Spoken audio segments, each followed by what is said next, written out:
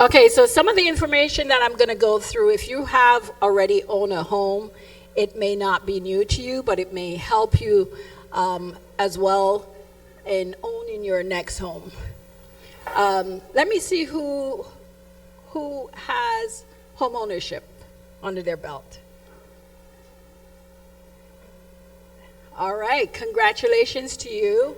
Owning your home not only give you that peace of mind, but it also helped to build equity, build stability, and you don't have a landlord to tell you, you know, we give you 30 days to move, 90 days to move. You make those decisions for yourself.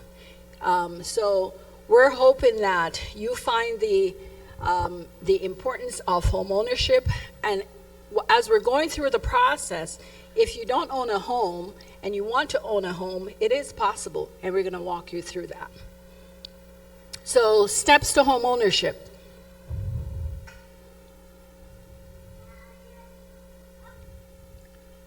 The process of buying a home can be very daunting. It can be, especially for someone who is not from this country, not understanding the process. So we're going to go through that process to help to alleviate some of the anxieties that you may feel in buying a home, okay? So after we go through everything, we're going to give you a lot of information. You can take notes if you want to take notes. But again, we're going to be available for you to ask one-on-one questions at the end. Again, my name is Maureen Wallace. I'm with Bennett Realty Solutions. I've been doing this now over 8 years, and I love it. I got into real estate because I wanted to see more of us owning homes. And so, I could work with sellers to help sell homes. But I find more passion and more fulfillment in helping people becoming homeowners. And so that's why majority of my business is helping first-time home buyers getting into home, educating them on the process and helping them through the challenges to make it an easy process for them. So at the end of the day, you may say, oh my gosh, I didn't know I could buy a home. But I make it so easy for you because I will be there through the steps to help you to make that process easy for you. Okay, so it's a partnership. So one of the things before you buy a home, you want to educate yourself. What is the process? What do I need to have? What do I need to be qualified to buy a home? So once you've decided that you do want to buy a home, the first thing you want to look at is your credit. You also want to go and get pre-approved from a lender. What does your credit look like? What do you qualify to buy? So that's your next step, is to get pre-qualified so that you could buy a home. Once you're pre-qualified, now you know this is what, it's almost like a blank check. This is, I get pre-approved for 400,000, 500,000, now I could go shopping with that. Do I have to spend all 500,000 or 400,000? No, but at least you know that's what you're qualified to get. So that will be your next step. And then your third step would be just shopping for that home. Start going out looking for the home that fits your criteria. You sit down, we have a one-on-one, identify the things that's important for you in the home. Do you want a garage? Do you want a basement? Do you want an office space? Do you want 3 bedrooms, 2 bedrooms, a single family, townhouse, condo? All those are homes, but whatever fits your need, whatever it is that you're looking to acquire, we have that discussion, and then we go shopping based on what you're pre-approved for. So that's what we do. We once you start the process of home ownership, searching for the home, we identify a home that you love, then we're going to write an offer to that home. When you're out searching for a house, you're not the only one looking at that house. So now, as your professional realtor working with you on your team, we're going to put forth our best offer when we put through an offer for you. Once that offer is accepted, Then the real work starts with you and the lender. Making sure that all that you were pre-approved for still remains the same, and then you go through the process of closing. We go under contract. We make sure that we get the home inspected. Whether it's a brand new home or a resale home, you want to make sure that you get your home inspected. So beyond what we see when we look at a home, there may be other things that we are not able to see, and an inspector can identify those for us. Then we finalize the loan. We go to closing date, and you settle on your home. You sign a bunch of paper, and you get your keys, and you may have 30 days or 60 days before you start before you start paying your mortgage, but you get your key on settlement day, and you could do your move-in and celebrate with your family and move into your new home.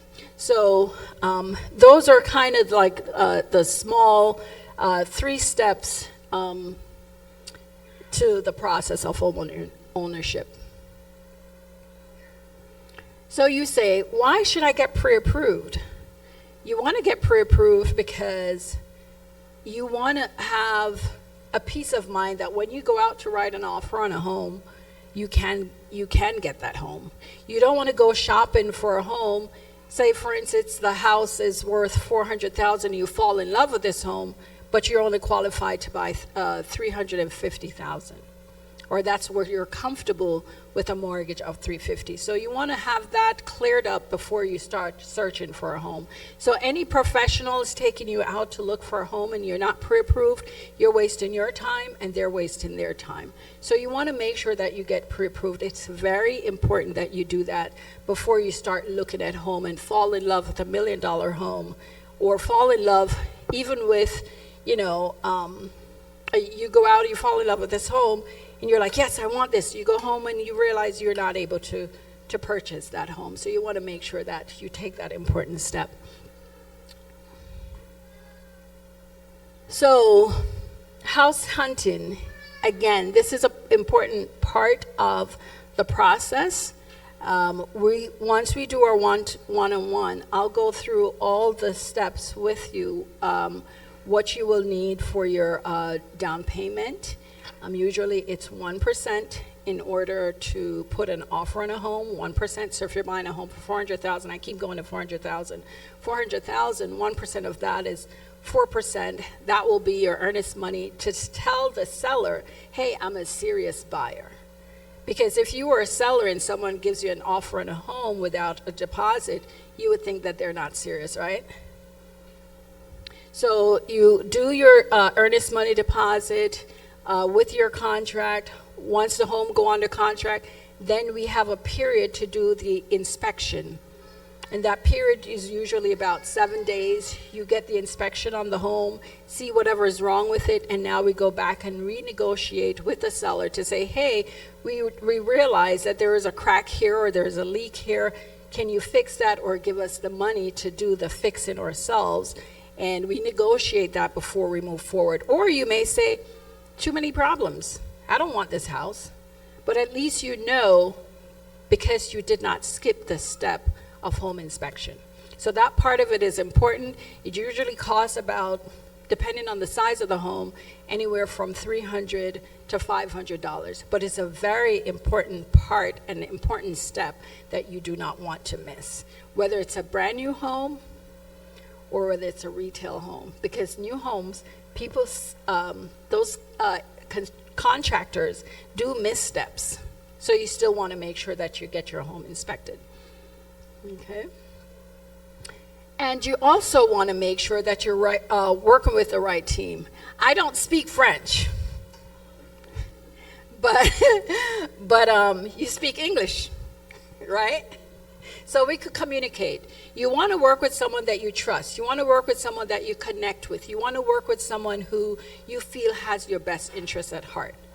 And so when you sit and you have your interview with your realtor or your lender, you want to feel comfortable with that person. You want to feel like they have your best interest, but also that you could trust them, right?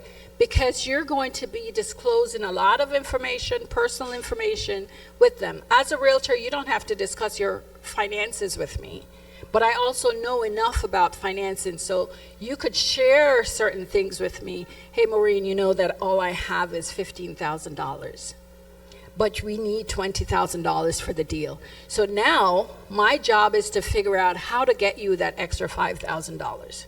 So all that, you have to be fluid with your communication with me so that I could work for you.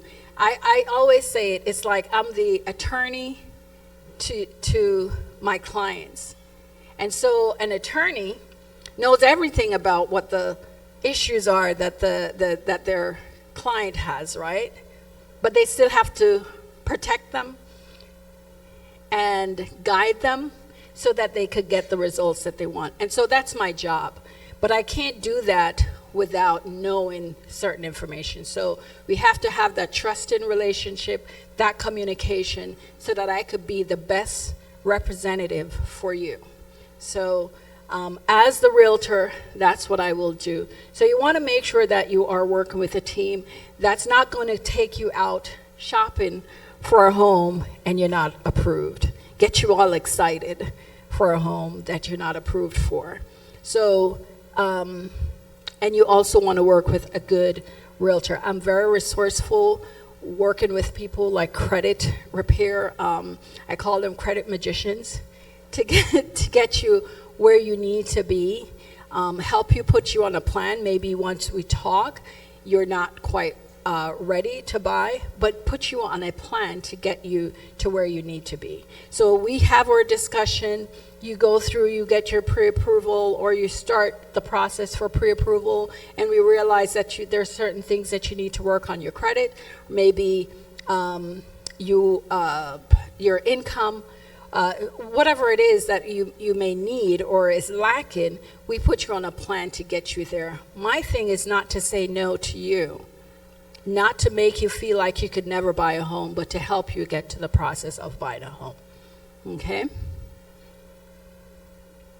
So, not getting pre-approved, I'm going to beat this to, not getting pre-approved is not good for you, and it's just really a waste of time, so you want to make sure that you get it pre-approved. So before speaking with a lender, there's some information here. So our lender, David,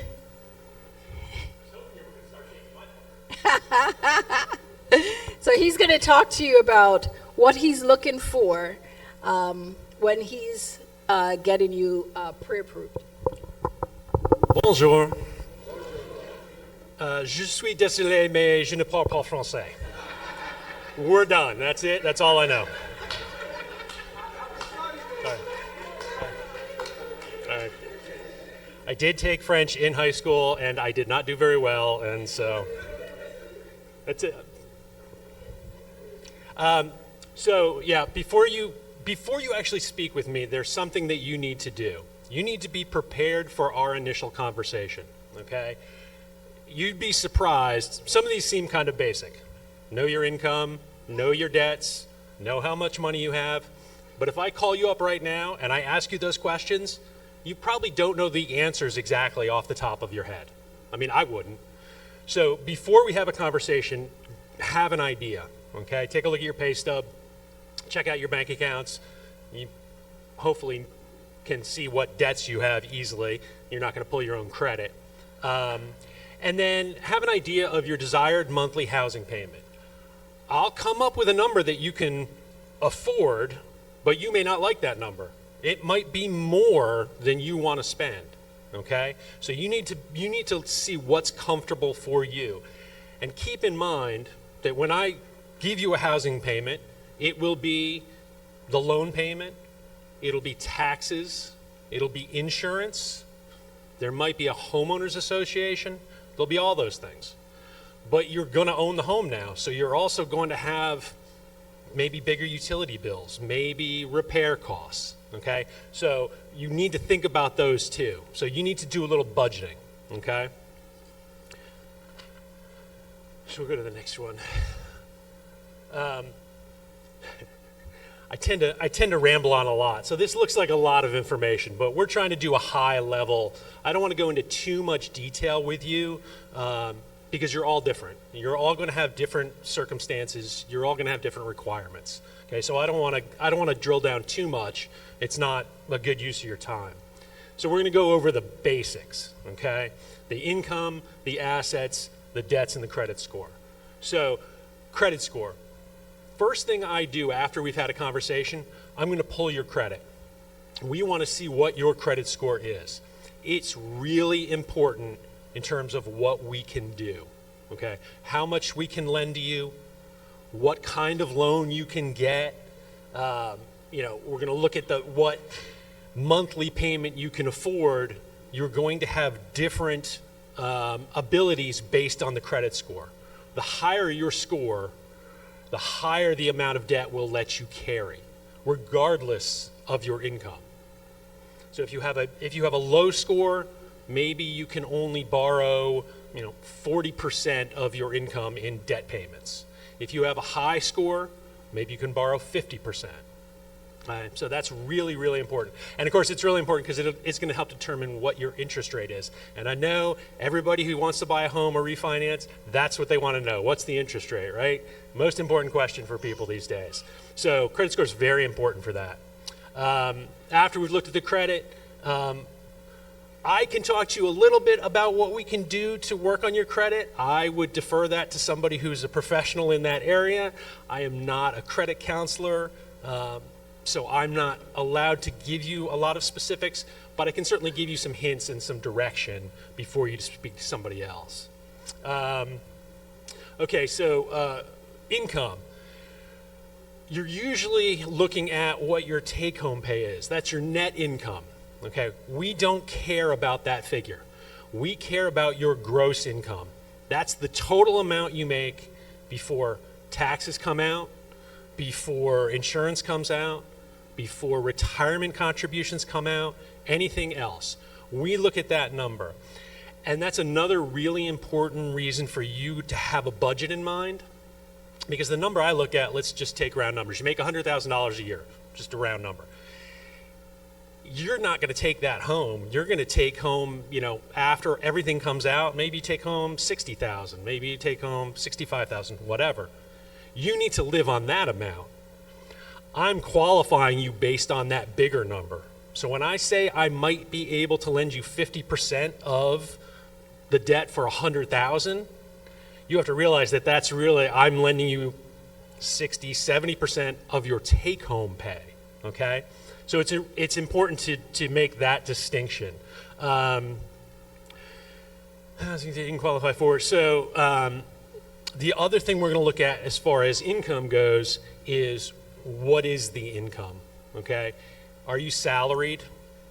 Are you hourly? Are you self-employed, okay? If you're self-employed, chances are you don't really know how much you make. I've done this for 24 years now, and every time I ask somebody who's self-employed what their income is, 99% of the time they're wrong, because usually people will look at what their gross receipts are, how much people are paying them to do that job. But when you're self-employed, you've got a lot of expenses, okay? So your tax returns, where that money is all reflected, is going to show something totally different. So it's really important that not only do we see how much money you're making, but what the source is. If you're hourly, we're going to look at averages. We're going to look at 2-year averages for the most part. So it's not just what you're doing right this minute, but what you've been doing. And then there are a lot of programs that, we'll talk a little bit more, but there are grant programs, down payment assistance programs. A lot of those programs are limited to certain income amounts. So the lower your income is, the more programs you qualify for. And that's generally based on, yes? Yes. My question is, are there down payment assistance programs that can help someone buying a home with no money down, or any grants that you're going to? Yeah, I mean, there are. So again, I don't want to get too into details because it's all going to be different. But there are certain programs that will give you the difference between the loan amount and the sales price. Like, so this is just one of a million, but since it's our program, I know it the best off the top of my head. We have a grant program that we do that's a 3% down program, but we'll give you up to $10,000 for free to help cover the gap. Okay, so that's 100% up to a $330,000 purchase price. There are other programs. I mean, is anybody in here a veteran? A VA loan is it's the best program out there. It's 100% loan, doesn't even require a down payment. And it has no mortgage insurance, and it's got a great rate. There are programs in DC like HPAP that will give you a lot of money, depending on your income, up to $200,000 towards your down payment. They don't actually give it to you. You have to pay it back, but it helps you structure that loan if you don't have enough of your own funds. Some other things that you can do, we're not all fortunate enough to be able to do this. Some people can get gifts from family members to help fill that gap. You can get credits from sellers to help pay your closing costs and your down payment. So there are a lot of ways that we'll be able to explore to come up with the gap in funds. Yeah. So let's see, employment to your history. And one thing I actually, I'll come back to this at another section too, but with the credit scores, a lot of lenders look at credit in different ways. I don't know if anybody here hasn't had a lot of credit history, a long-term credit history. Bigger banks, and we've discussed this, bigger banks will look at your credit history in a different way than smaller banks. And it may be, you have a discussion about building credit and improving credit. To have the most options, you'll want to have your credit pulled as soon as possible so that it can be reviewed and you can see how to build things. Because if you have, let's say, just one credit card, and that's the only credit you have, you may pay that on time all the time, and you might have a great history with that, but certain lenders won't give you a loan if you only have one credit card. They consider that what's called a thin credit history, and they don't think it gives them enough information. It's not all lenders. It's not us. I used to work for a big bank. I worked for Bank of America for 12 years. They were very big on how robust your credit history is. So that's something to keep in mind. Yeah. What is the lowest credit score and what is the highest? Hopefully we'll never see the lowest credit score. So let's do, it's in the 300s. We don't want to think about that. Yes. Well, it depends. If you want to keep your credit score in a good range. 720. 720. If you want to keep it in a good range, that's not the minimum for buying a home, but that's where you'd like it to be. You can get a home with a credit score in the 500s. It's going to be more expensive.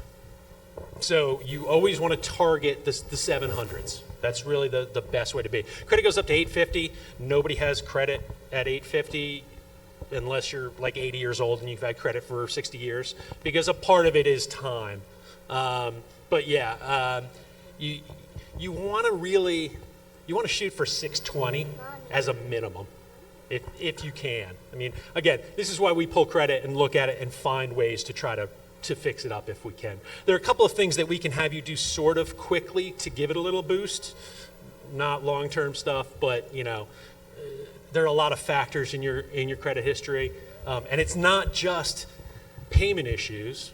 It's one of the big things for your credit is credit utilization. So if you have a credit card that has a $2,000 balance and you've used that whole balance, it's going to hurt your score because it looks like you're using as much credit as you can get your hands on. So ideally you want to keep your credit cards at like 30% of the balance. That's the kind of thing that will just help you. So maybe if you can do it responsibly, get a second credit card and put some of it on that card. I don't want to get into opening more credit and giving you more debt, but it's just something that you can look at doing. Hello, excuse me. Yeah. How many credit cards? How many credit cards? Because I just hear that you say if you have one, you are not qualified.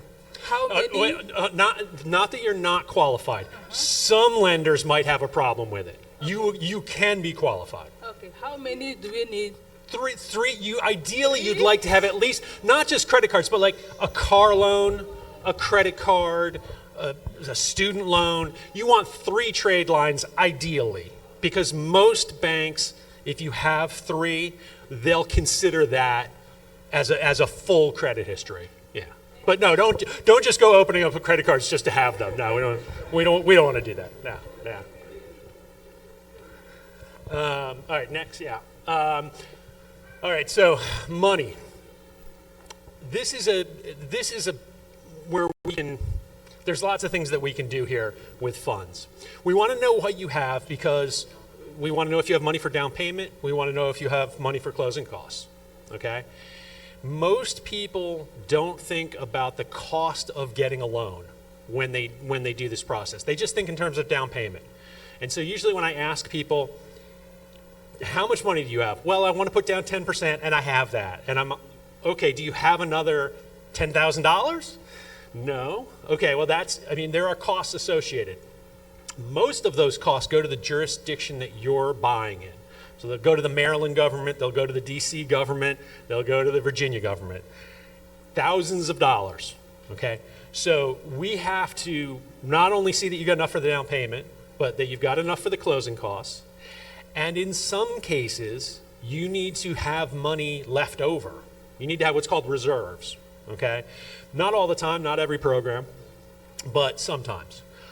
So we need to make sure that we've got that. If you don't have that, then we start looking at ways to come up with what you need.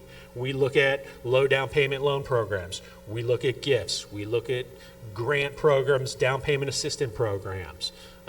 So there are ways to do things, but we want to know, again, this is all what we want to know up front so we can find the right structure, the right loan. And of course, the more you have and the bigger down payment you have, theoretically, the lower your monthly cost will be because you're borrowing less, okay? And another thing people get confused about a lot is how much you actually need. A lot of people think you need 20%. You definitely do not need 20%. Yeah. Question. I want to know what's the second loan mean? Yeah. A second trust loan? Is that it? So it's another way of making up. So when you get a loan, the old school reasoning was you wanted to put down 20%. And the reason you want to put down 20% is because if you put down less than that, you pay mortgage insurance. Mortgage insurance doesn't do anything for you. It insures me, the bank, in case you don't make your mortgage payment, okay? So if you put down 20%, you don't pay that. If you don't have 20%, you need to find a way to fill that gap. A second trust loan, a second mortgage, helps make up that 20%, okay? So you can do an 80% loan for me, and then do a 10% loan, and then you put down 10%. These days, it's so easy to get one loan for, say, 95% of the value of the home. Most people don't do second trust loans anymore, okay? They're more expensive, there's more fees, there's higher rates. If your credit is good, mortgage insurance today is very affordable. When I got into the business 20 plus years ago, mortgage insurance was really expensive and you really wanted to avoid it. But that's not the case these days. We can certainly, if it turns out it's for whatever reason a second trust is the best option, we can look at that. But that's what it is. It just helps you make up that 20%.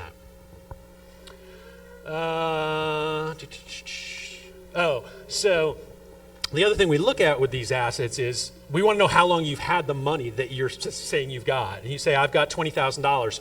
Okay, has it been in your account for 60 days? We want to make sure that these funds aren't actually borrowed funds. That's what we're trying to see. We want to make sure you don't owe that money to somebody else. Okay, so we're going to look at 2 months of your bank statements and see if there's any large deposits in those statements. And that's what we call seasoning. We want to make sure the funds that you have are seasoned. And that's another reason to speak with a lender as soon as you can in the process, because you might be getting funds that you can't really show where they came from.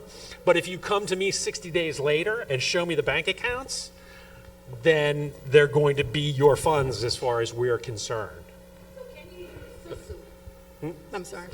Can you use Susu for? I know it's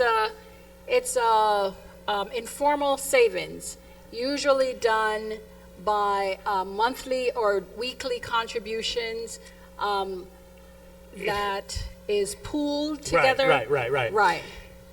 If it's cash savings and it's not in an account anywhere, then it's going to be difficult to source. It's really, we need to see, it's not 60 days in all cases, sometimes it's 30 days. But it needs to be, what we would normally do in that case is maybe if, have that money go to a family member and then have them gift it to you. And so that way you're seasoning the money. We have a source on the funds that we can verify. I wanted to bring that up because we do Susu a lot. Yeah. So I mean, we'll talk about ways to make those funds available to you. We talk about if we go to the next page, we talk about different funds that are not funds that we can use. Yeah. So in reality, we can find a way to use a lot of these. Credit cards never, the rate's going to be too high. Don't ever think about taking out a credit card loan at 20% or whatever. That's just terrible. But undocumented cash, we can make it work. Okay, gifts from friends. Again, it's a seasoning issue. You can't just get a gift from a friend, but if they gift you the funds and then 60 days later it's your money. Unsecured loans. So we talk about, a lot of people say you can't, and I say you can't borrow your down payment.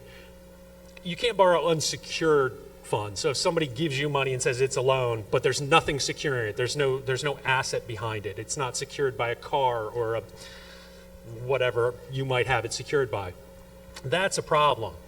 But you can borrow from a retirement account if you've got funds available there. You can borrow against an asset that has value that's securing things. It's like you can borrow, if any of you homeowners here want to buy a second home, an investment property, you can borrow against your first home to buy the second home. So it's not that you can't borrow funds, it's that it has to be secured so that if you default on it, there's some way for the money to get recouped. Yeah. Hi.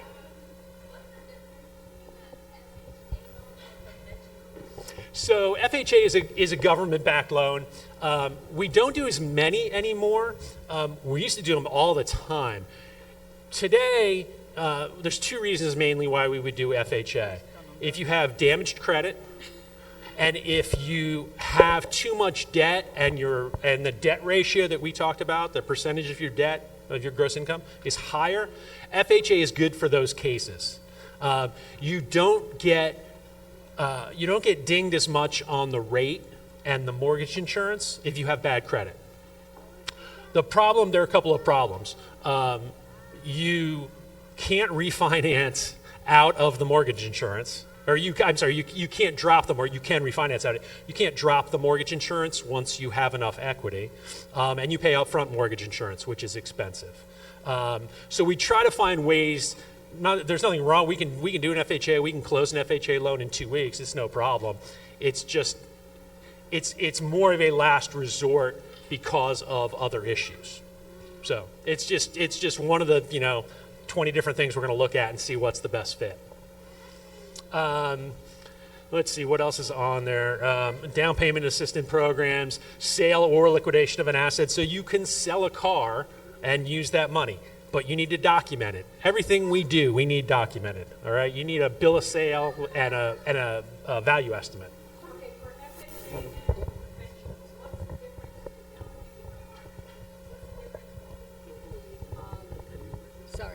I'm sorry. What's the difference between the down payment requirement for FHA versus conventional, and the credit score minimum requirement for FHA versus conventional? So FHA is going to be 3.5% down for anybody. You don't have to. That's the other thing. You don't need to be a first-time buyer for FHA. So if you've owned a home before, you can do that, and it's a nice low down payment option. There are other conventional options that will allow you to do 3%, but they're more restrictive. And again, FHA is 3.5, VA is 0. Obviously with qualifications. Credit requirements are lower for FHA. This is one area where a lot of places might have what are called overlays, like the credit overlays we said with Bank of America. You can go lower on FHA credit, but not all banks are going to allow it. I had to write down because I haven't had it come up lately. You can go to a debt ratio of 57 with 580 credit on FHA. We won't do that. We'll go to a debt ratio of 55. So that's 55% of your gross income can go towards your debts. We're just a little more restrictive on that. You can go down to 500 with FHA with 10% down.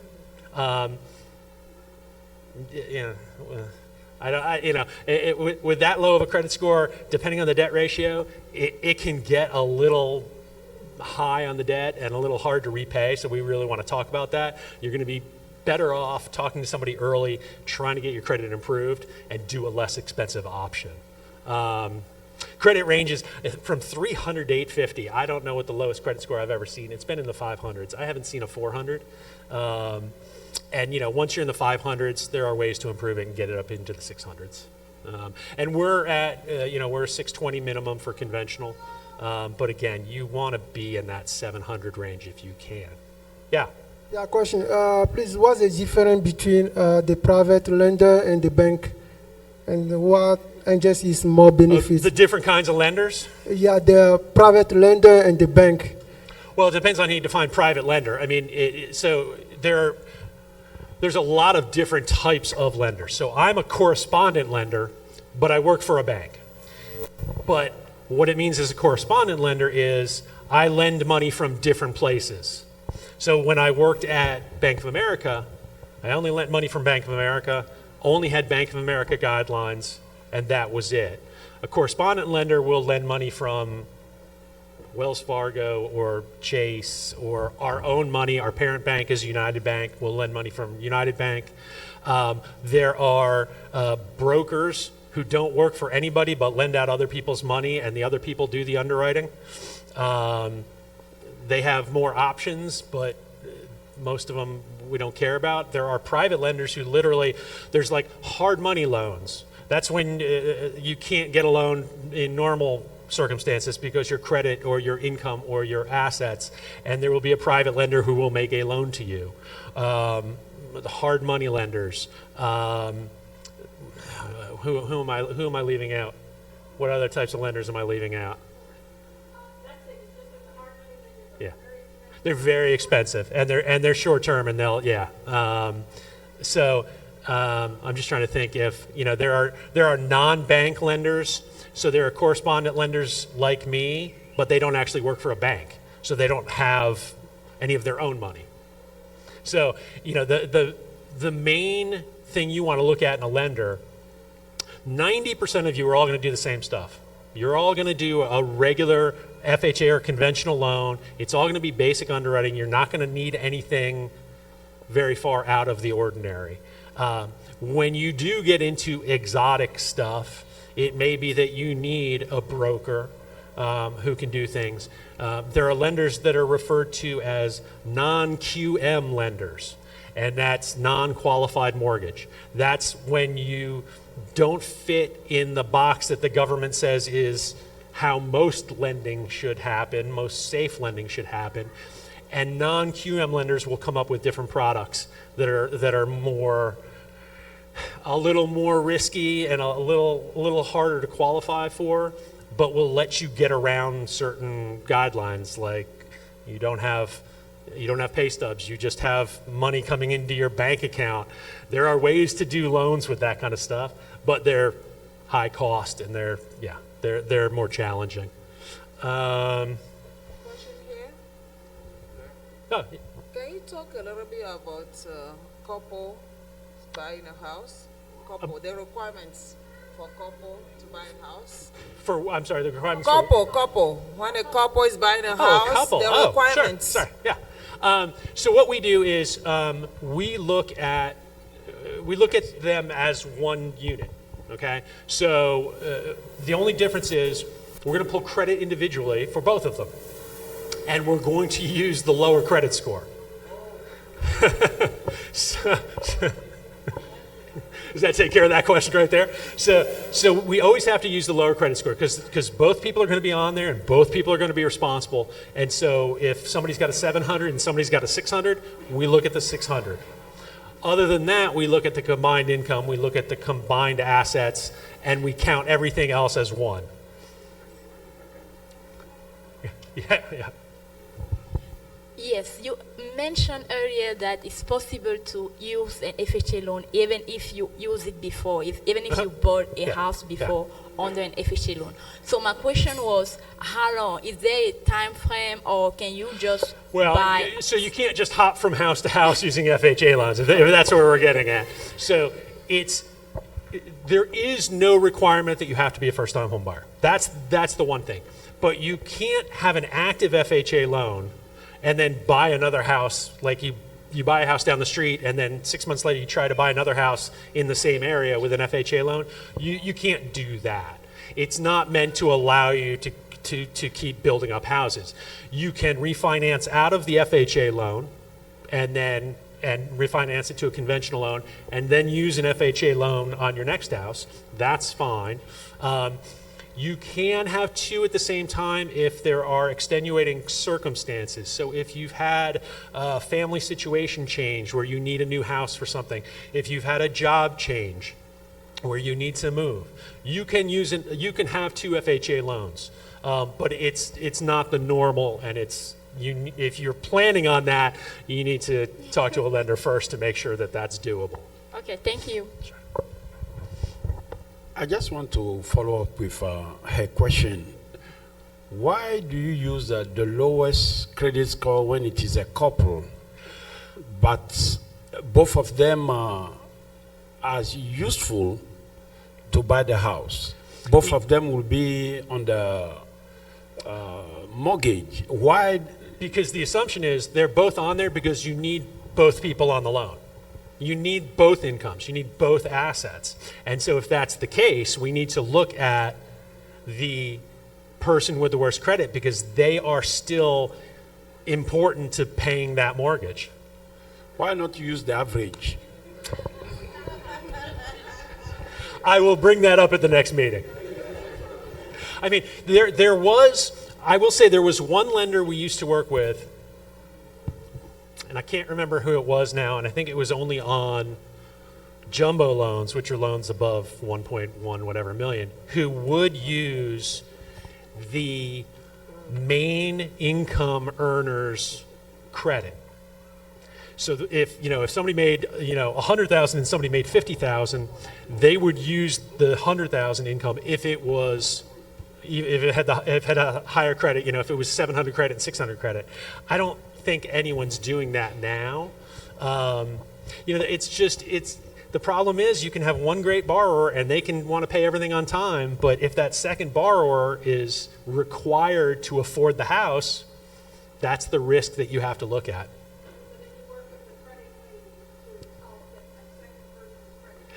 And not to give marriage advice, but that's also why you sit down before you get married and have a long talk about your credit.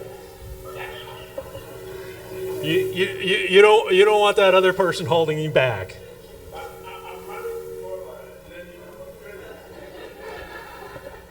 That's why you got to do things in a certain order.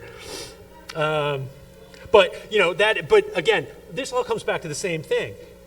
You need to talk to somebody before you find the house, because you don't want to find the house and then, okay, we want to go, let's pull the credit. That's the situation you want to get in. And what we'll always do in that case is we're always going to try to find if there's any way possible to qualify with the one borrower. You may say, well, we're a couple, we do everything together, we're going to buy the house together. But if we can improve the situation by taking off the lower credit score, we're definitely going to do that. And because it may be that, you know, with one borrower, we're totally maxing you out, like on the debt that you're allowed to carry. And normally, if you were buying as a single person, that might look kind of scary. You know, you take home $4,000 a month, and we're giving you debt of, you know, $2,500 a month. You might say, no way. But knowing there is another person in that household who contributes to that, it's fine. So we'll try to qualify you that way first. And the second person can still have ownership in the house, they just won't be on the loan. Yeah. Anything we can do to save money. All right, and I ramble on a lot, so we'll go on to the next one, and I'll try to speed it up just a little bit. Sorry. The loan process. It's not scary at all. You give me all your documentation, I review everything, I pre-approve you, and you should be good to go. All right. We spend time going over everything.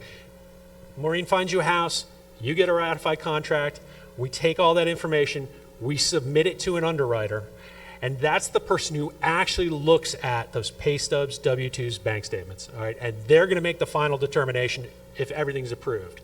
Now, this is not 1985 where the loan officer didn't know anything and really kind of threw everything in there and hoped it all worked out. If you're working with a good lender, you're going to know when you get that ratified contract, you're 99% of the time, you're going to be approved. So really the underwriting in this day and age it's a formality, and it's an important formality, but you should be very confident at that point you're going to get the loan. Unless we've discussed that there's some situation that's going to be difficult and we need to get it reviewed, but you know that up front. And Maureen will have a finance contingency in your contract that covers you in case the loan gets declined. So.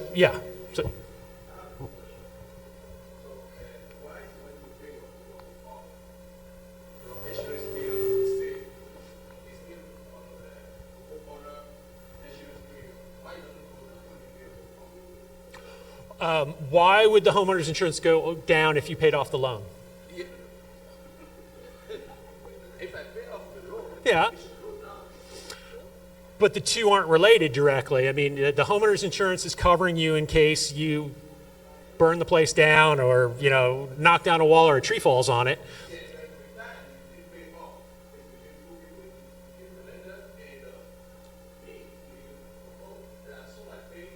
Yeah. It's not. I mean, you'll have to talk to your insurance provider, but I mean, it's not. It doesn't change their risk.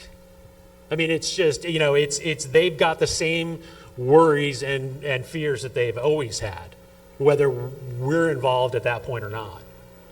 Yeah. All right. So loan goes to underwriting. Loan gets underwritten. Maybe underwriter comes back and says, answer this question or just confirm this. Then you're all done. Then it goes to the closer. Closer puts a package together and sends it to the title company, and that's when you sign all those documents, 100 signatures, initial signatures, dates, everything. A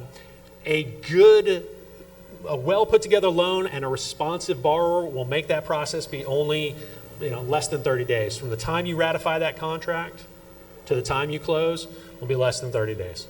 In this whole area, sellers really value a quick settlement. So it's another reason, the most important part of this process, other than the team you work with, is that you are responsive and attentive to what everybody needs from you. Okay? Don't take it personally if I ask for something. It's not personal. We're trying to fit all of you into these boxes. It's not, you know, again, this is also not 1970 where you would, you know, the loan committee would sit down on a Sunday afternoon and judge everybody individually. Okay, we're trying to get you to closing. Okay, so if we ask for something, get it to us. The sooner you get it to us, the sooner you're done, and the sooner the stress is all relieved. One final question for you: what is the requirement to have a construction loan for a group or for the church? If it's a church and it's a group, it's going to be a commercial loan. It's not going to be a residential loan. So you'd have to go to a commercial lender. And we have some at my parent company at United Bank, but it gets harder to find depending on the loan amount, the size of the loan. The commercial loans that are on the smaller side, there aren't as many people that do them, so you have to look a little bit harder to find them. But it sounds like it's going to be a commercial loan. You got commercial lenders? Yeah. Thank you.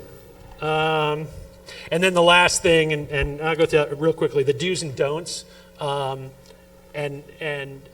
the do's and don'ts are going to be kind of like the cash. We have the next slide. Oh, no, one more. Yeah, so there are a lot of do's and don'ts. The don'ts we can help you work around. They're not all as intimidating. The important thing is really try not to change anything from when you get started in the pre-approval process through purchasing. Don't take on new debts. Don't quit your job. Don't make any large purchases. Don't take in cash. Now we have these things, and like I said, we can kind of work around them. If you change your job, we just need to document it. We need to get a new pay stub and make sure that we know what your new pay is. Large cash deposits. We talked about seasoning. You can work around that if you have enough time. Consolidating your debt.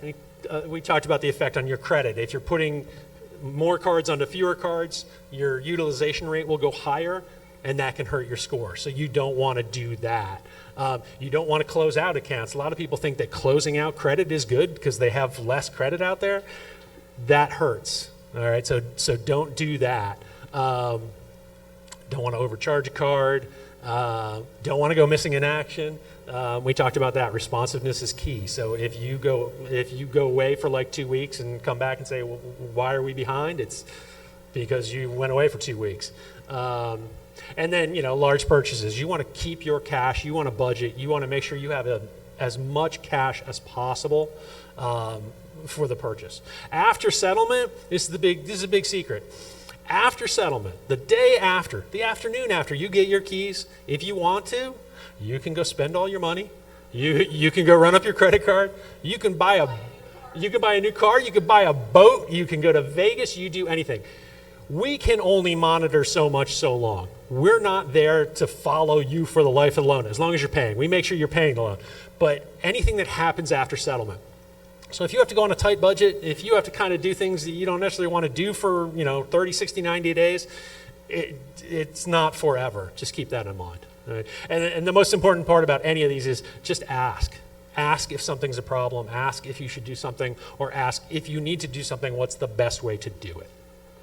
I mean, that's what we're here for. I mean, that's why you want people you can work with, because you're going to have questions. Like I said, every situation is different. You're all going to have different questions. So just ask. I think that's pretty much it. Thank you.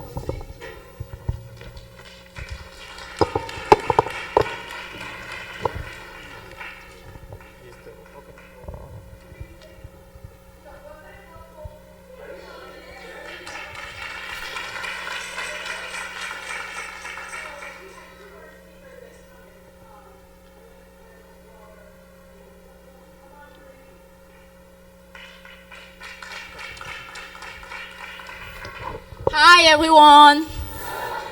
I skipped English class too, just as he mentioned. I'm here for like 5 years today. I came in the United States. I wasn't speaking even a word in English. I learned everything here. So I'm here to tell you all that it's possible to learn. I'm a French speaker, my first language. And guys, the best way to learn is to practice. Do not speak French ever. Try your best to speak English, even if it come out, wrongly, even if people are laughing. That's how I learn. And that's where I am today. And I will say it in French. Pour ceux qui n'ont pas compris, c'est pas un problème de ne pas parler l'anglais. Vous ne devez pas avoir honte parce que vous ne parlez pas l'anglais. La meilleure façon d'adresser ce problème, c'est de pratiquer l'anglais. Parler chaque jour avec les gens à côté de vous.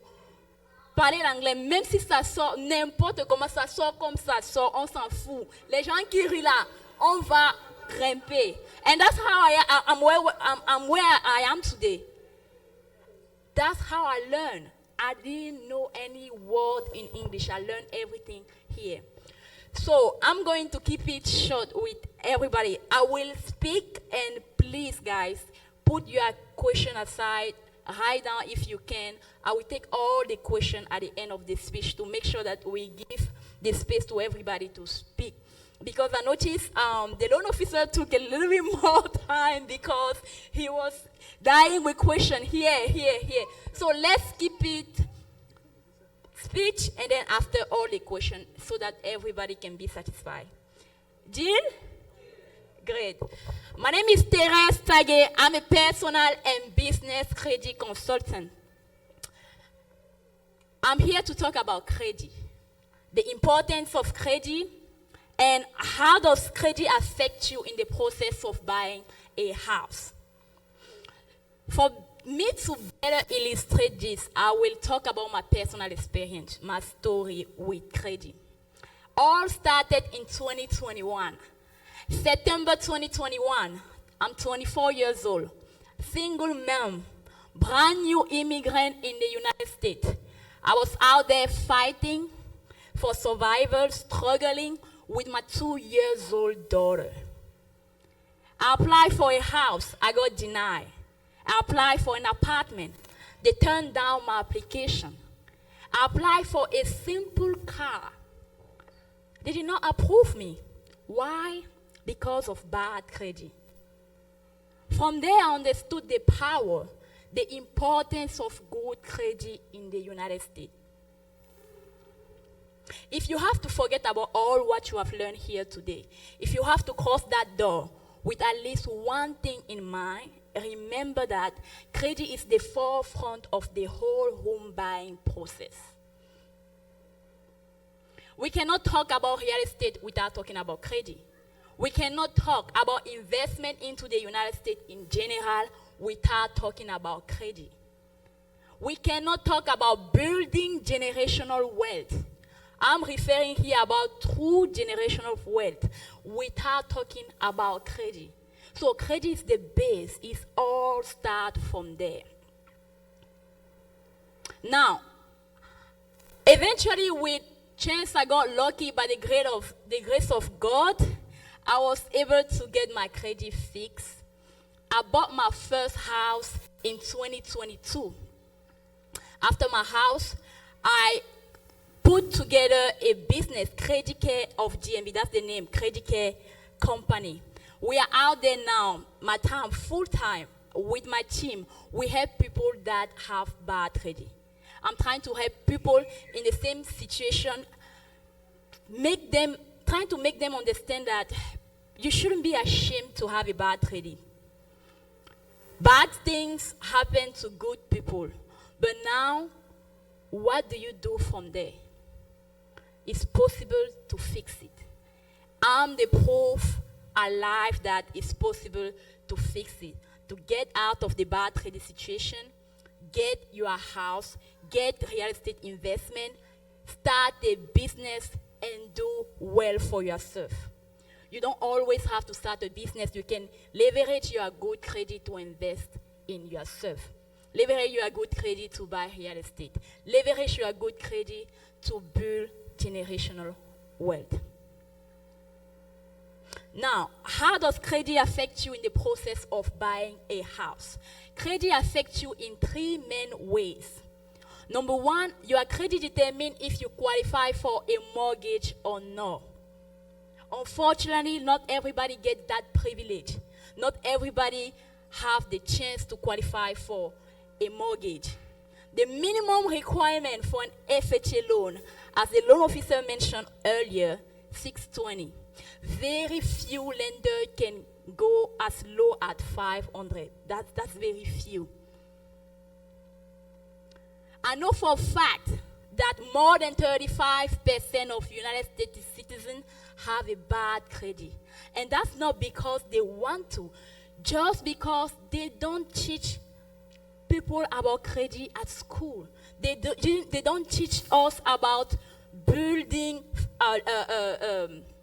building generation of wealth. They don't teach you in school about real estate. They do not take their time to explain you the importance of getting all those stuff together. And you got to find out yourself. I really appreciate the person that had the idea to bring people in and talk to you all about that part of life.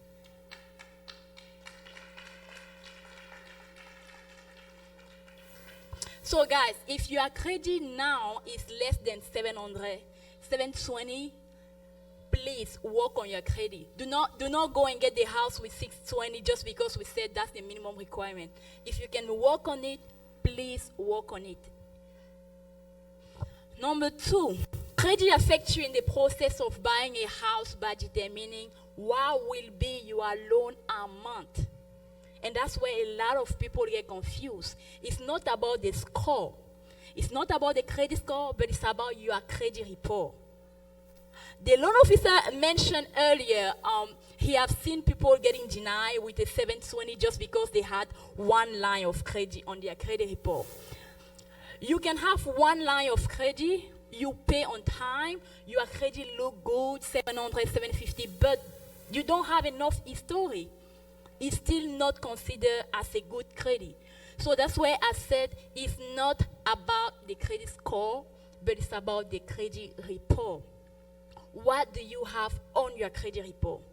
Do you still have those collections? Do you still have to charge off? Student loan, eviction, car repossession, bankruptcy.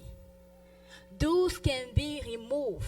Because if you don't, when you go to apply for that loan, they will include all those debt into the calculation of your debt-income ratio, and that's when they come to you with the amount you qualify for.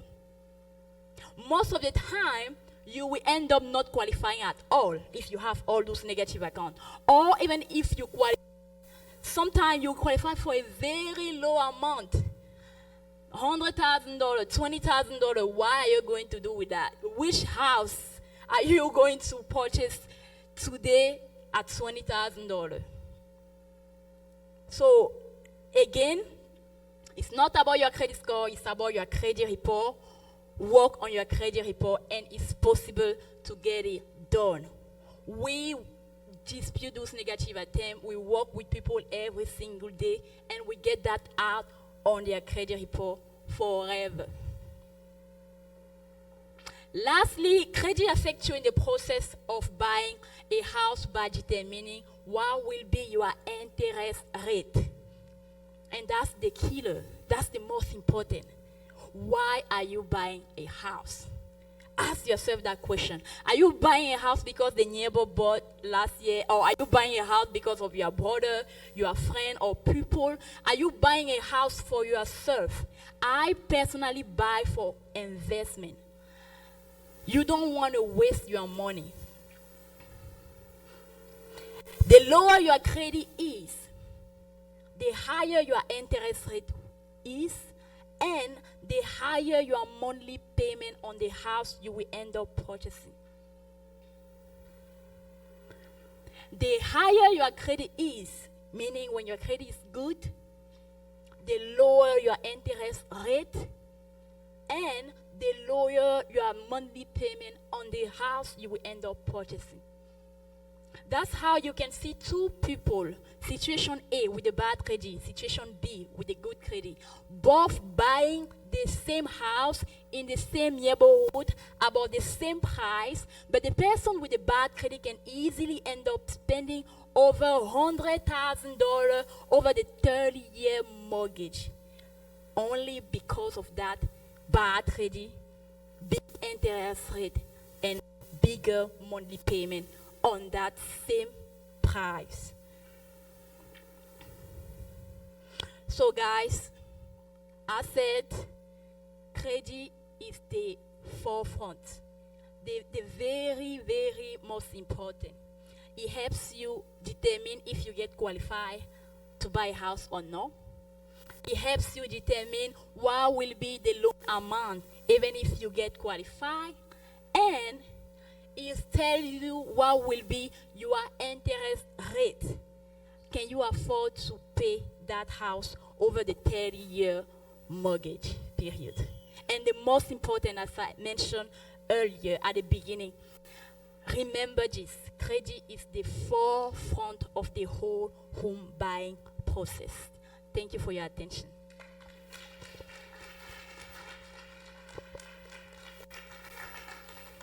So now I'm open to all questions. Any question about credit? Yes, sir.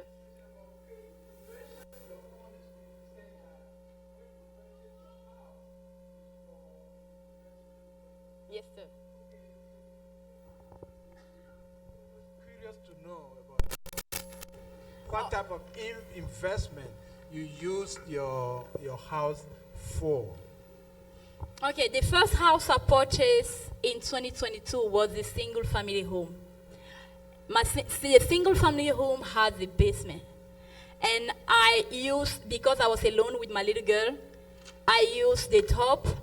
I have my brother and sister in, they are going to college. Each of them pay their room in my house. The basement is rented. I rent my basement for $1,000. And they all cover my monthly payment. You see the mortgage payment on the house, $2,500. The money I get from them cover the mortgage, and I still have some more rest to maybe pay things like utilities. So I don't pay rent in the United States just because of that. And I'm just talking about the first house I bought in 2022. That's the kind of way of investing. Don't you see? Like, you know, you wake up, you don't have a mortgage, people are paying for your mortgage. Yeah, so that's one way, and there's a bigger, you know, the real estate is a whole topic. I don't want to, you know, I'm not specialized in investment, but that's my personal experience. I'm giving you how I invested. Yeah. Yes, ma'am. Hallelujah. How do we boost our credit report? Okay, how do you boost your credit report? Now, I will answer this in two ways. Number one, for people that have no credit history at all, like you are brand new in the country, you don't know where to start. First thing you do, and how we work with people at Credit Care of DMV, we help them establish credit. I'm working with different companies. One is called Rent Reporter. So as you are here, let's say you came and you are living with your auntie or your dad, or anybody, your brother, anybody you are living with currently. If that person is the owner of the apartment, it can be an apartment, it can be a house. If you live in there, you only have a room and you pay that room every month on time, as long as the person is willing to talk with that company on the phone, a rent reporter, let them know, oh, I know, let's say Olive, I know Olive, she's been living with me for now 5 years, and she's been paying her room on time for the 5 years. That 5 years of on-time payment can be reported on your credit report. That's how you start. And I do that for everybody. You don't have to own the place. You don't have to have your name on the list. But you just got to have somebody that has that privilege and that is willing to testify for you. That's one way. The second is, if you have a bad credit, like personally my situation, the reason why I had a bad credit was because of my mom. You know, parents, when you come, they bring you here, they start using your social security like it was theirs. So it was because of my mom. I don't know why she did. It seems like she took an apartment under our name, my name, because I was the oldest at the time. So she put her name, she put my name. For some reason, when she moved from that place, there was a bill she was supposed to pay, but because the leasing office did not know how to get in touch with her, they sent it to collection, and it affected me as well. So if you are in that situation, you have a collection charge of late payment, the best way to fix that is to dispute and remove it. And that's how we do. You can also do it on your own. You don't always have to hire a specialist. You can send out letter to the credit bureaus. We have 3 main credit bureaus in the United States: Equifax, TransUnion, and Experience. What you do, you try to get access to your complete credit report. You send out letter to challenge those negative items, and it can be removed. Yeah. Answer your cash question. Good. Any other question?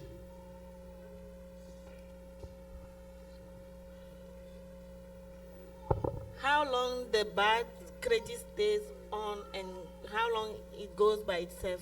Like, Yeah. How long?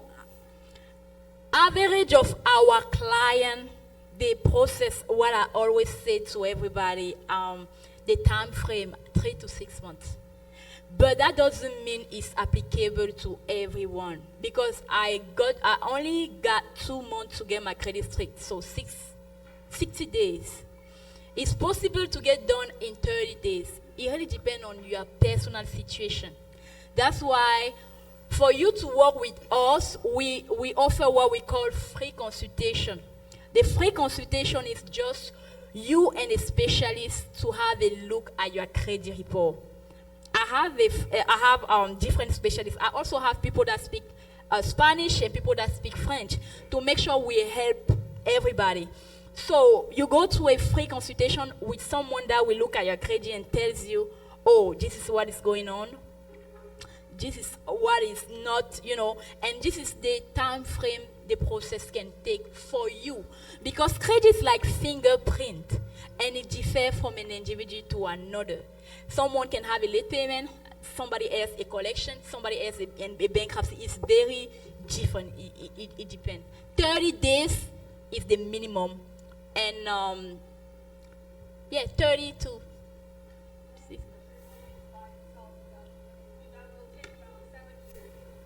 Oh, 7 years the minimum, 10 years the maximum, if you don't do anything.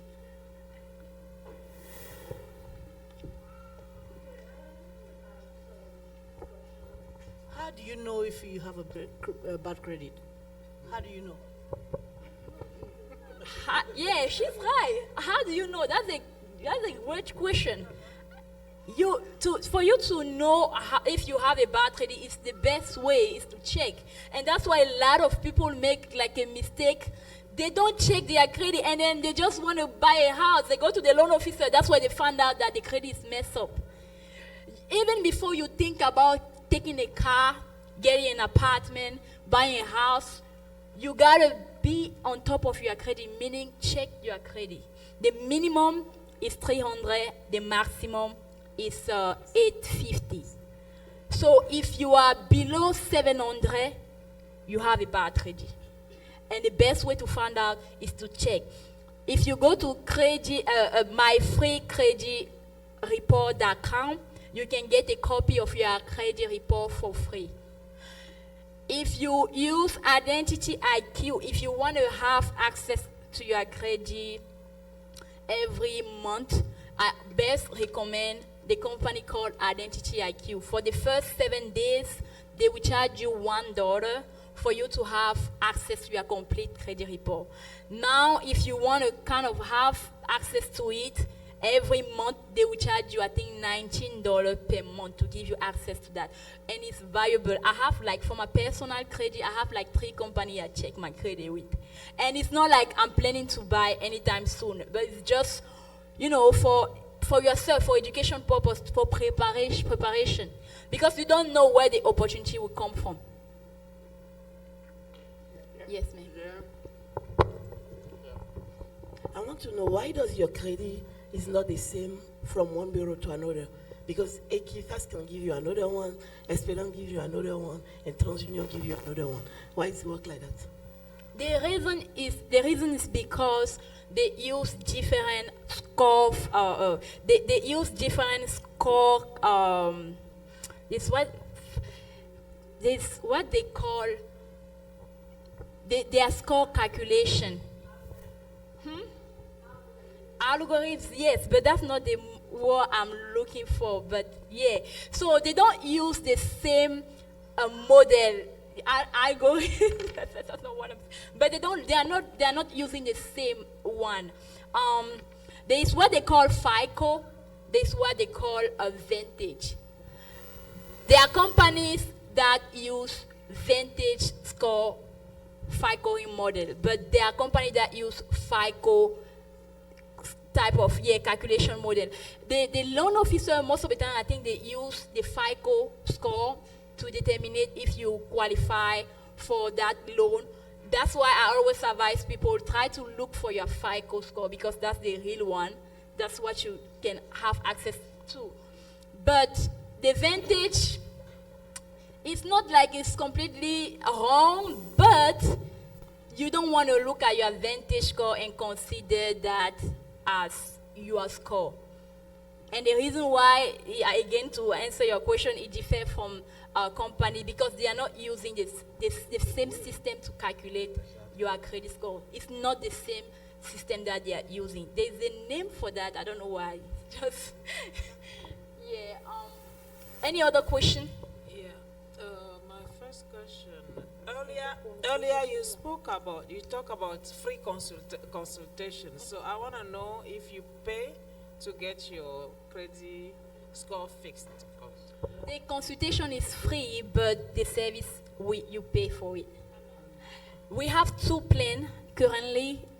We have the silver package. We have the VIP package. The silver package is $99 per month. It depends on the time frame your personal situation will take. As I said, the minimum is 30 days. So if you are lucky, you pay the $99 the month, and you graduate after 30 days, and you are done. If your situation is taking longer than that, so you will pay the $99 every month. You get your situation together. Okay, thank you. Nothing's free in America. Nothing. Okay, second. I heard that you don't check your credit score often. Is checking your credit score affect your credit? No, really. It doesn't. If you use the app, the companies I just mentioned, Identity IQ or My Credit, it's not going to affect your credit. But if you go to loan officers for them to, if you want to get a car, for example, they will pull your credit and it will affect your credit. But that's the misconception people always have. There's a difference in between checking your credit by yourself and having your credit pulled by a company or an organization. Something. Yes, when you're buying something. That's where it goes down. Yes, ma'am. Yes, or apply, yes, that's the same thing, yeah, when you are shopping around. And so, yeah. Okay.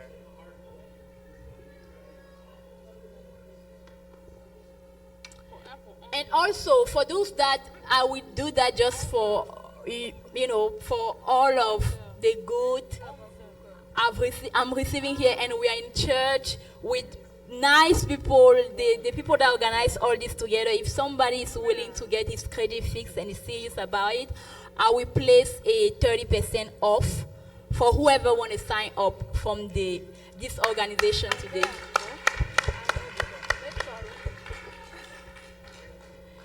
Okay, this is my question. When you have a bad credit, and then you come to fix the credit, what are the side effects? Like somebody has a good credit. Like you said, group A has a good credit, B has a bad credit. When the bad credit comes to you to fix the credit, so what are they going to have finally the same rate? Like suppose I'm not talking about the month of the credit. This has good and this one has bad. When it comes to you to fix the credit, so is there any any set effects for that person that come to fix the credit? He's supposed not to let the credit get down and has a bad rate before coming to you. But this has it's come, and then it's come to you now to fix the credit. What are the side effects for that person for letting the credit be bad before coming to you? Okay, I want to make sure I understand the question before I answer. Okay. So you are saying, is there, depending on how bad your credit is, if your credit is kind of good but not that bad, and you are willing to take action now to fix it, compared to somebody that let his credit being worse before coming to fix it, is there any side effect for those two situations? For the one who let it be worse. Oh, for the one, is there a side effect for the one that let it be worse? Yes. Definitely yes. Because I always say the best thing you can do for yourself is to take action as soon as possible. Even if you have a good credit currently right now, as I said, I mentioned it's not about your credit score again, it's about your credit report. Someone can have a good credit, 700 and above, thinking that he's fine, but still getting denied for a mortgage. Lending company don't care about who you are. They don't care about how much you make. They care most about who you are on your credit report. What is your credit says about you? That's where they put their attention. If you even have $1 million and you want to buy a house, you want, maybe let's say you want a $2 million loan. You have a bad credit. When you put that down, I'm sure it's not affecting your interest rate, correct? Even if you put a $1 million on let's say a 1.5, does it affect your interest rate? So the money can put your interest rate down. If you buy down the interest rate with the money,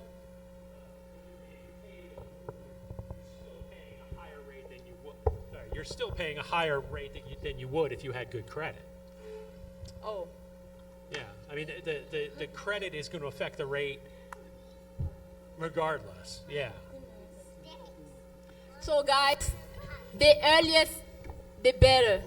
The person that will wait longer to get action on his credit definitely is going to take probably more time for him to get that things together.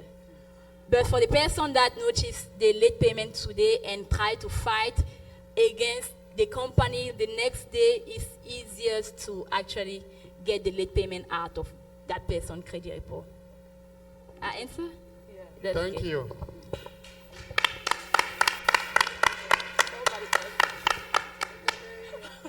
Okay, guys, thank you so much for your time and your attention.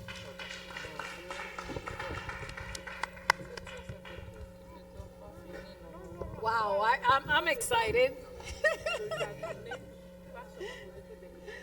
So we have one more speaker, and you're going to be thrilled with this. We didn't leave the worst for the last, but he's going to really energize you as well. Garth, please come.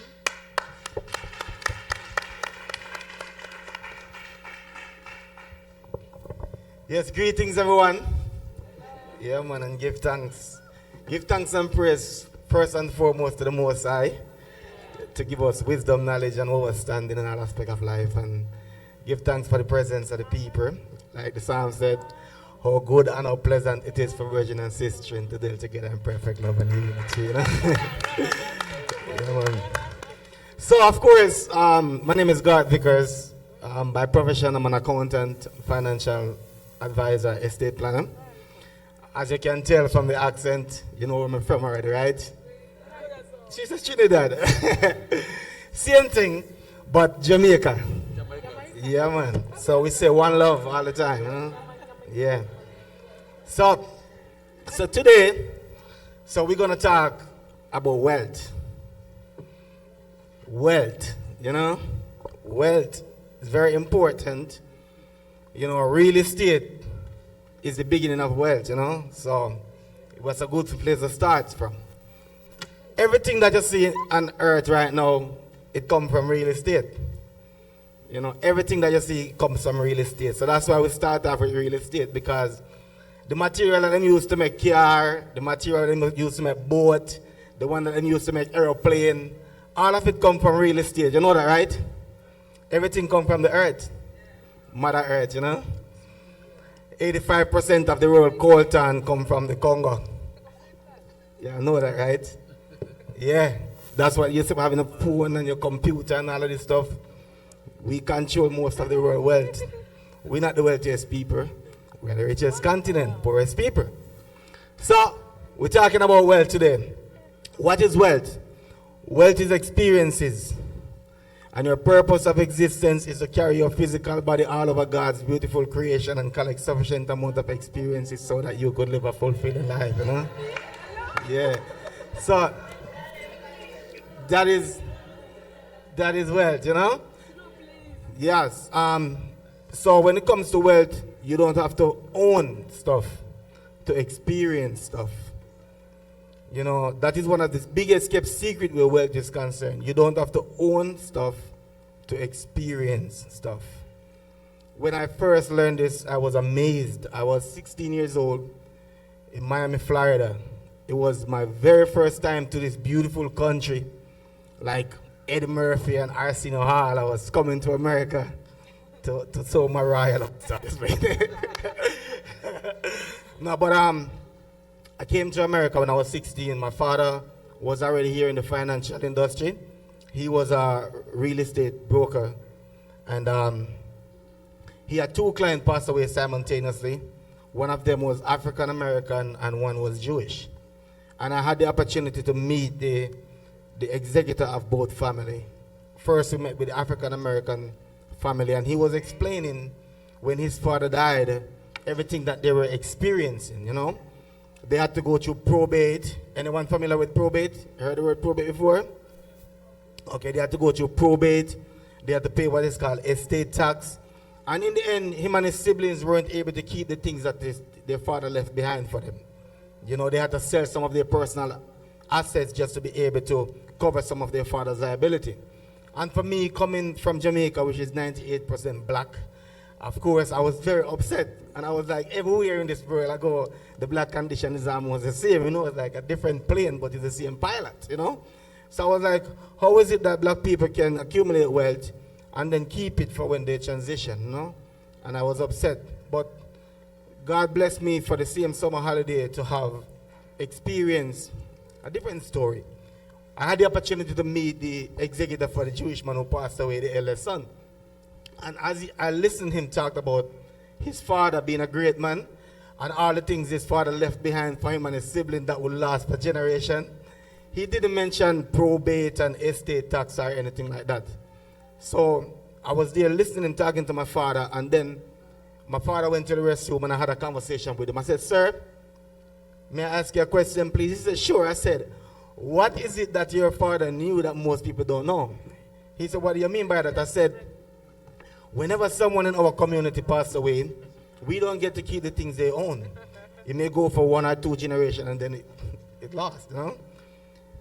He said, "Well, when my father was alive, he didn't own anything."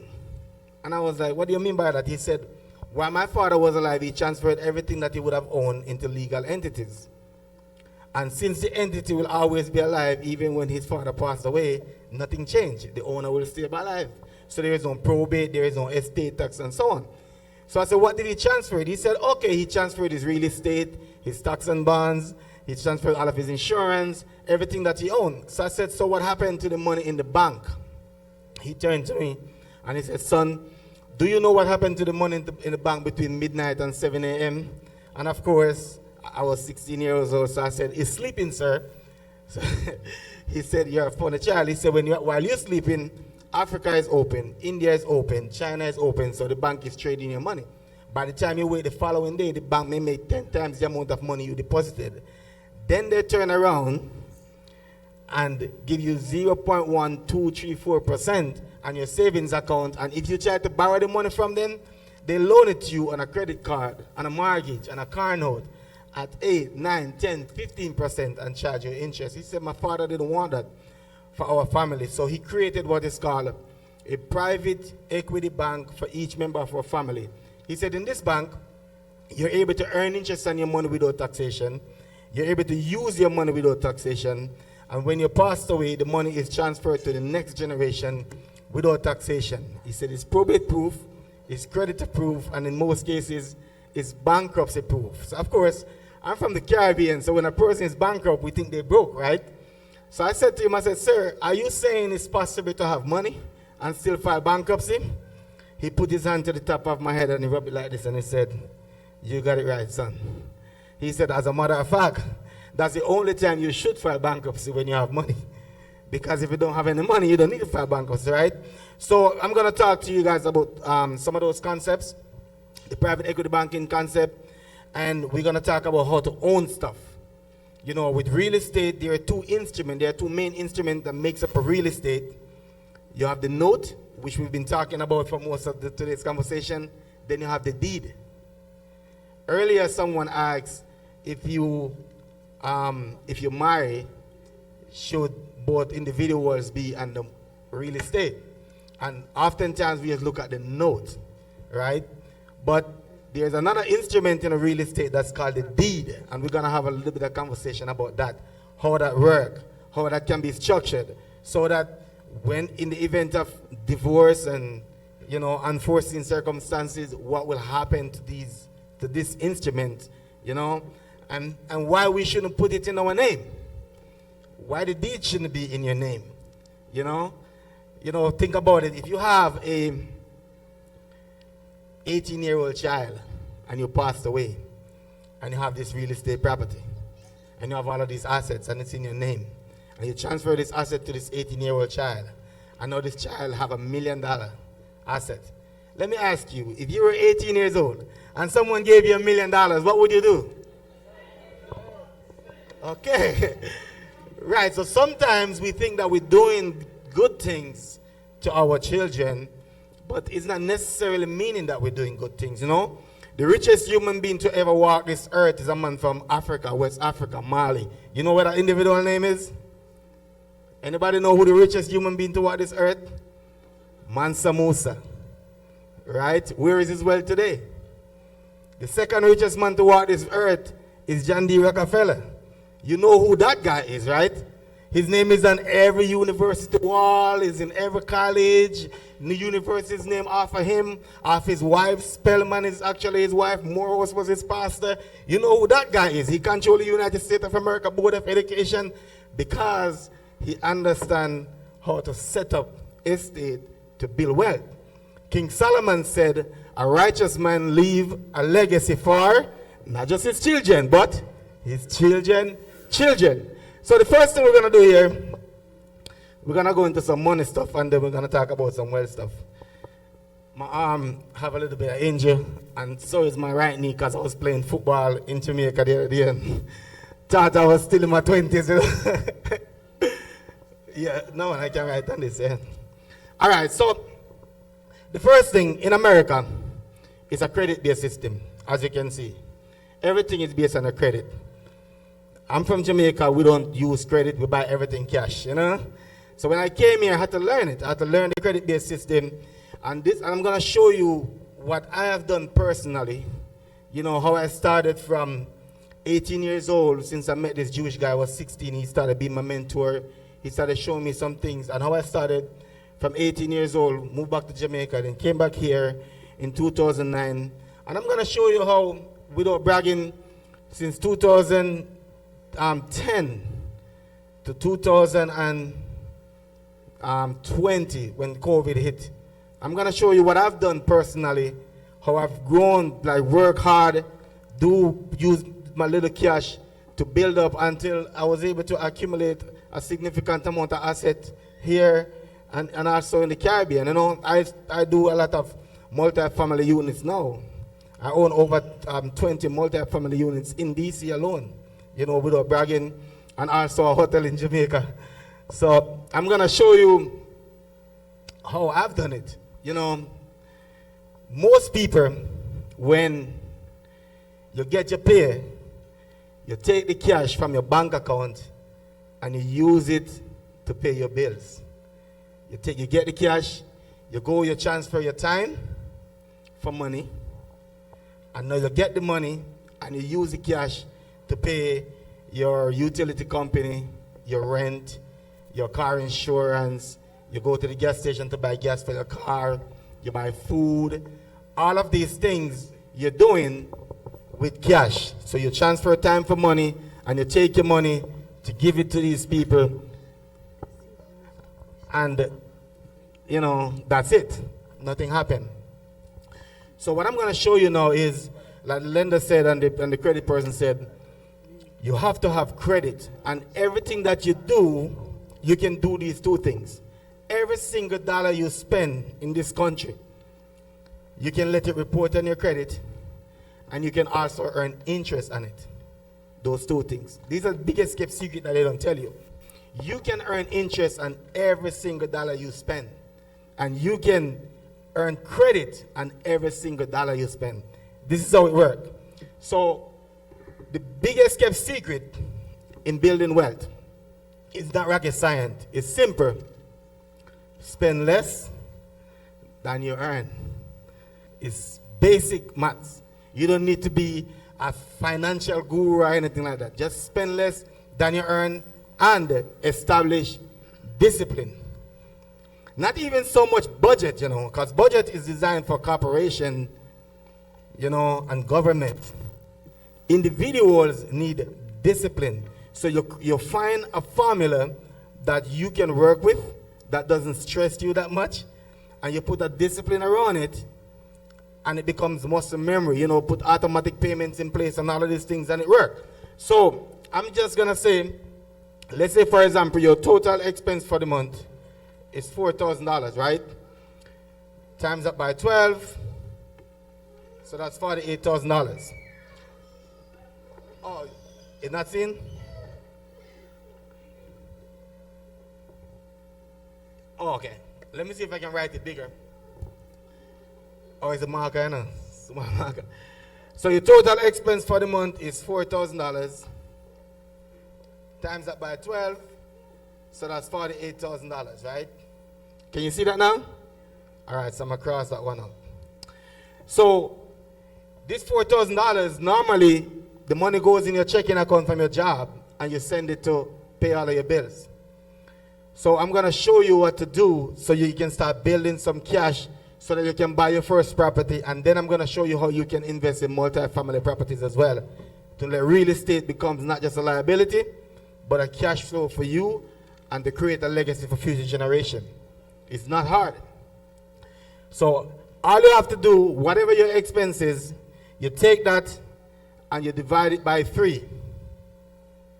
And then you create what is called a bill pay account. So this is your bill pay account here. So I'm just gonna put BPA here.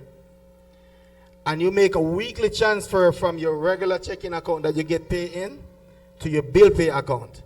So you take 4,000 divided by 3, that's gonna be $1,333.33. So that's what you transfer to your bill pay account each week. You transfer that to your bill pay account. Then you get a credit card or credit line, and you use that to pay your bill. Use your credit to pay your bills. Now, every credit line, as the lender calls it, trade line. Every credit line, every credit card, there comes with what is called a billing cycle. And then they report. So for example, if your billing cycle ends on the 5th, they may report to the bureau like on the 8th. So all you have to do when you use that credit for that 30-day period, the 30-day cycle, you pay it before the 5th. So what you're doing, you're increasing your cash flow to a net 30. You're increasing your cash flow here to a net 30, where you're keeping your cash for another 30 days so you can earn interest on it.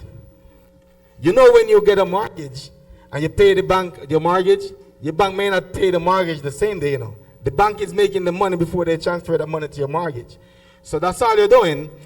You take your credit card, a credit line, and you pay your bills. Now from your bill pay account, you pay your credit card before the due date, so you don't pay any interest. While you're doing that, I'm going to show you what's going to happen. I'm going to show you what's going to happen now. Because you're making a weekly transfer with your expense divided by 3, how many weeks in a year? 52, right? So, yeah. From your regular account, pay account. Yep.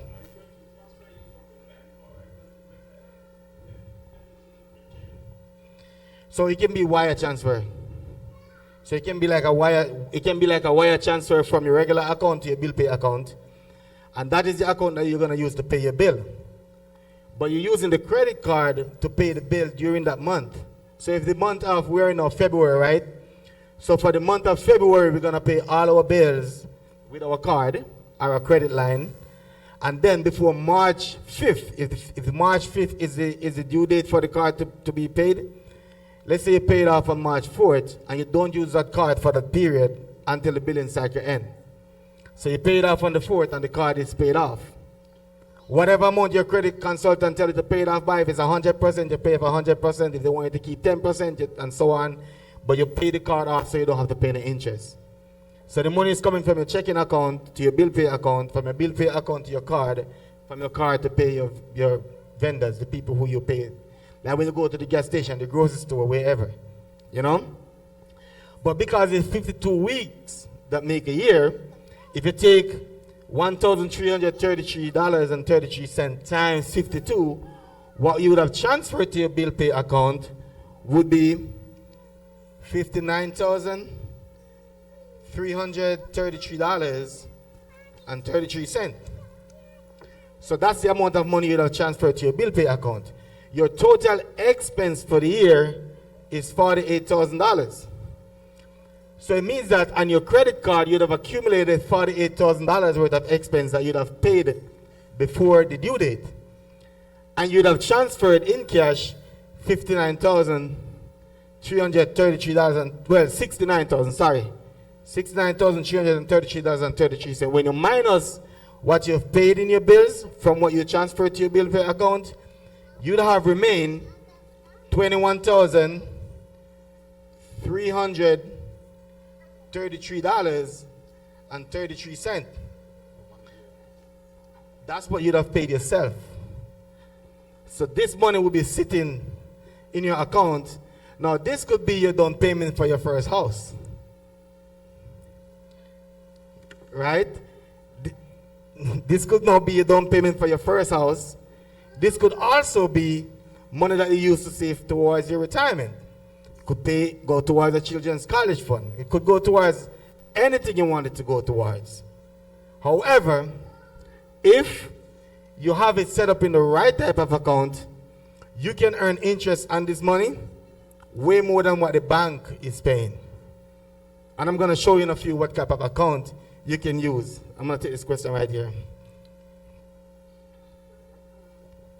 Just want to get some clarification on the 4,000, because if my monthly income is a 4, expense is a 4,000, and you want me to transfer 1,333 in my bill pay account, but how am I be transferring one in a week? That's where I'm getting confused from, because yeah. Mm-hmm.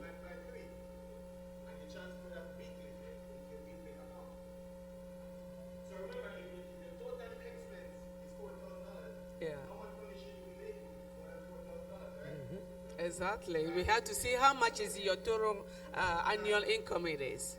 Okay. Your income would have to be more than this, and it would be more than this for the year. But what you're doing here is that you're paying all of your expenses, and you'd have paid yourself because of a discipline that you've created. Right? And you also earn interest on it. You can also earn interest on the entire amount, and I'm going to show you how you can do that. You know? Oh, you have a question?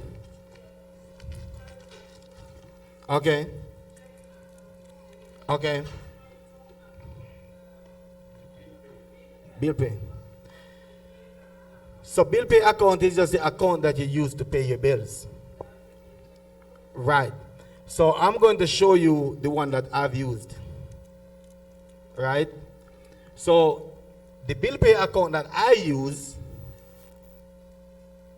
is called an IUL. The bill pay account that I use is called IUL.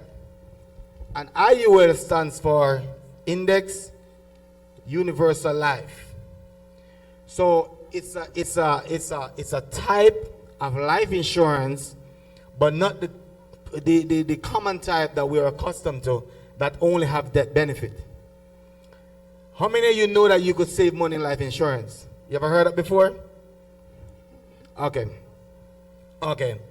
So in IUL, it have to be set up a certain way.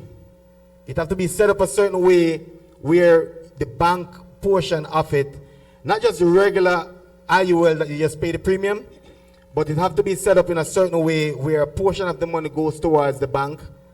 And then what you're doing is that you're streaming loans against it to transfer to your credit card. So from your checking account, you put the money in your IUL, and then when you put the money in your IUL, it have to be set up with a certain rider and set up a certain way, and then you use your credit card to pay your bills, and then you use your IUL to pay your credit card bill.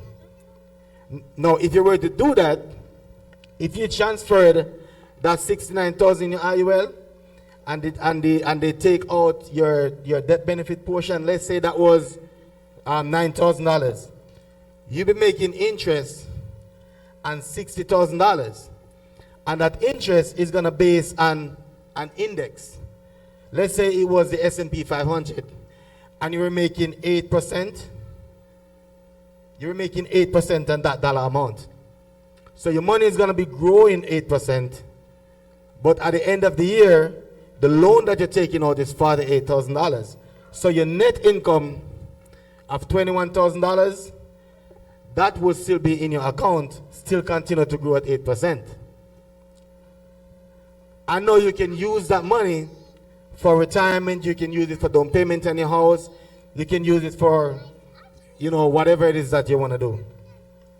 So the way I've used this to grow from buying my first primary house that I lived in, to grow it to start investing in multi-family units, I call it the $0 investment strategy.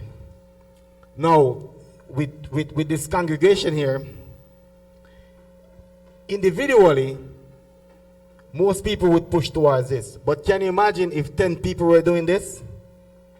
If 10 of you were doing this and you've accumulated money, whether it's in a savings account, checking account, or whatever it is, and 10 of you guys were doing this, and now you have this money that you can come together, like the brother was asking, if they were to invest, how do you get loans to invest in commercial property, right?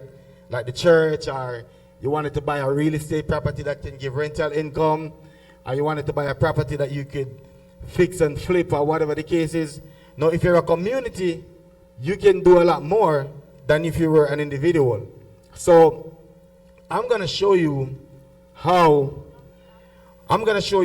I've used this strategy to buy commercial properties with $0 investment. Sometimes when we hear about commercial real estates, multi-family properties, it seems so complicated. It seems like it's just so hard, you know, to acquire. It seems like it's just so hard to accomplish, especially us, because, you know, no one is coming to us to tell us that, hey, listen, the guy who owned the 50-story building in New York, he was a baby one day, you know. He was a baby too, you know. There's nothing special about Donald Trump, you know. There is nothing special about Bill Gates. There is nothing special about these guys. The difference is information. You know, Marcus Garvey says, intelligence rule the world and ignorance carry the burden. The only difference is information. It's the same thing between investing and gambling. The only difference between investing and gambling is knowledge. If you know what you're doing, you're an investor. If you don't know what you're doing, You're a gambler. You get what I mean? It's just a difference. It's just knowledge. So I've accumulated in my cash account, right? I've accumulated an account to where it reach $280,000, right? $280,000.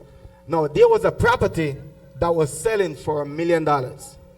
So a property sell for $1 million. I have $280,000 in my cash value. Now, I want you to pay close attention, guys, because I'm going to show you how you can use $0 to own multi-family properties.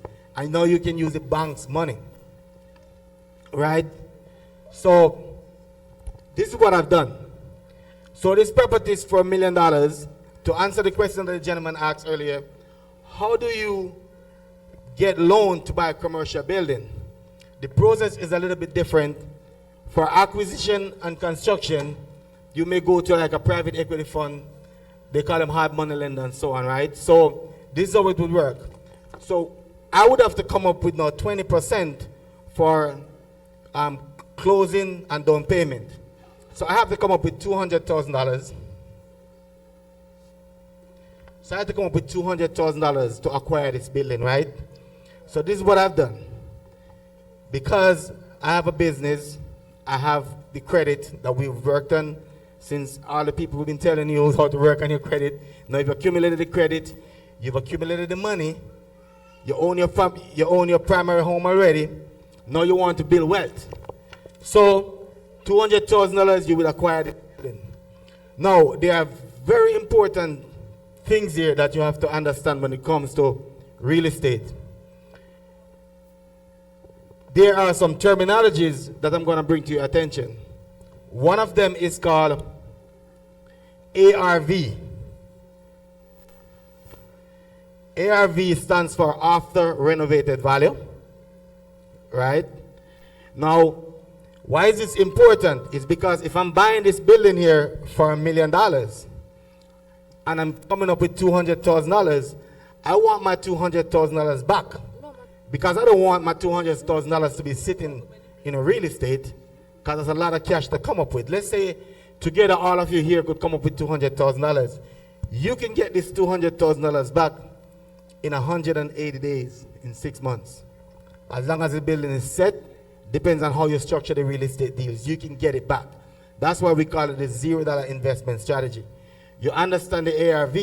In commercial real estate, in residential real estate, you have comps, which is what the building next door worth and what the real estate appraiser is appraising the buildings for. In commercial real estate, you have more than comps. You have something called capitalization rate. So your capitalization rate is when they take your NOI,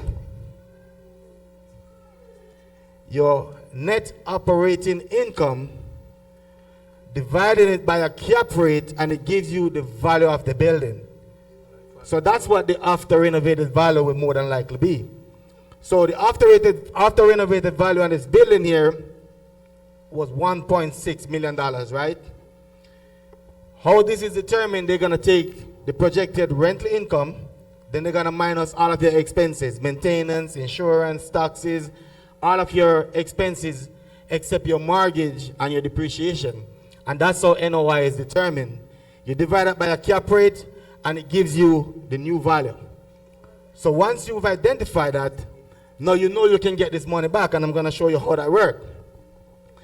So let's say, for example, some of these units here were 1 bedroom, you can convert them into 2 bedrooms.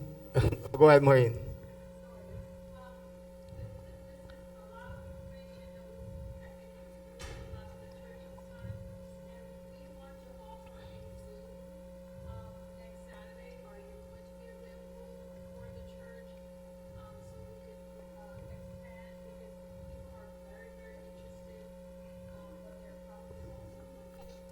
Okay. Yeah. Zoom, okay.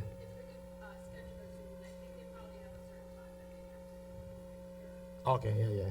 All right, no problem. Saturday I'll be in Jamaica though, but that's fine. Yeah. No, Saturday won't do no work. Probably in the evening. After 6. If it's Saturday. Yeah. Yeah. That would work.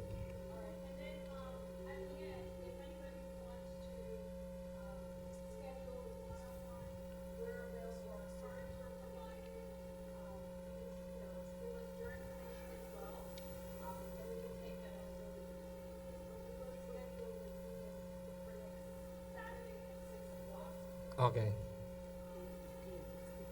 All right. So with that said, that's the end.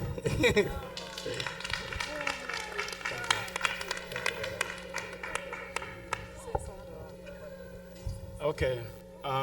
Je pense que vous avez compris. It is not that we are hungry, but we rented this place. We have a time, and we have to respect that time. So please, next Saturday, 6 p.m. on Zoom. I know it is very, very, very interesting. And God is doing something new in this church.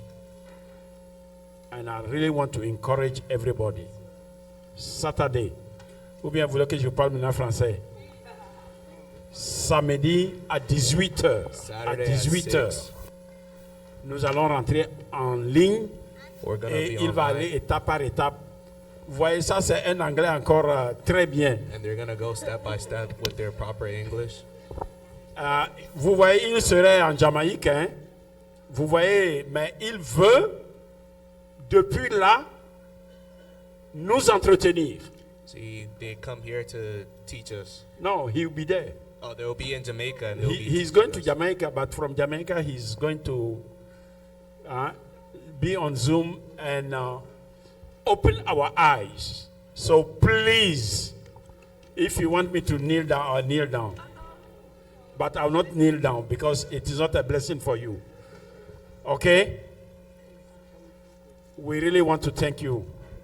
Thank your whole team for accepting to come and help this congregation. Thank you very, very, very much. Thank you. Thank you. Thank you.